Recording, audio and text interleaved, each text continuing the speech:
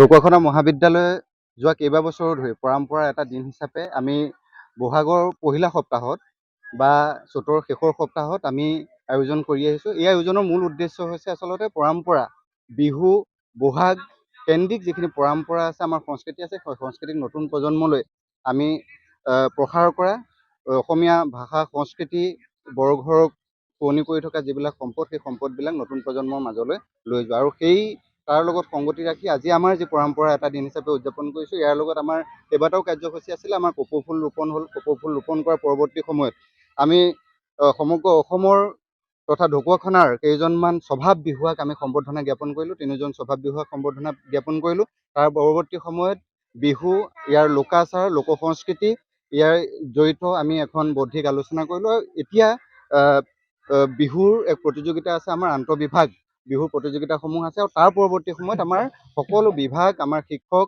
ছাত্ৰ ছাত্ৰী, কৰ্মচাৰীসকল লগ লাগি এটা মুকলি বিহু অনুষ্ঠিত কৰিছোঁ। আমি আশা কৰিছোঁ ঢকুৱাখানা মহাবিদ্যালয়ৰ এই যি কৰ্ম, এই কৰ্মৰ জৰিয়তে অসমীয়া ভাষা সংস্কৃতি বৰপেৰাত যিবিলাক সম্পদ আছে, সেই সম্পদবিলাক প্ৰসাৰৰ কাৰণে ঢকুৱাখানা মহাবিদ্যালয় এটা যিটো দায়িত্ব, বৌদ্ধিক এটা অনুষ্ঠান হিচাপে সেই দায়িত্ব পালন কৰিবলৈ আমি যত্ন কৰিছোঁ। আৰু ইয়াৰ জৰিয়তে সমাজখনলৈ এটা শুভবাৰ্তা যাব বুলি আমি বিশ্বাস কৰিছোঁ। ধন্যবাদ। আমি আজি বিপণীত পৰম্পৰাগত সাজপাৰ আৰু পিঠা পনা আনিছিলোঁ। কি বহুত ভাল, বহুত বেছিয়ে ভাল লাগিলে।